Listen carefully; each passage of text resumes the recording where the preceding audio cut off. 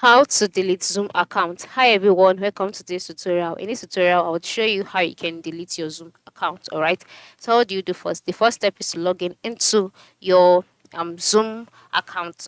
And then once you're logged in, you'll be brought to the Zoom page where you'll see several options. By the left side of the screen, you'll see options like home, profile, meetings, webinars, phone, personal contacts, personal devices, data and privacy. Scroll down until you can see account management. Account management is located below phone system management. So just click on it.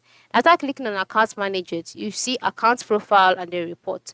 Just go ahead and click on account profile.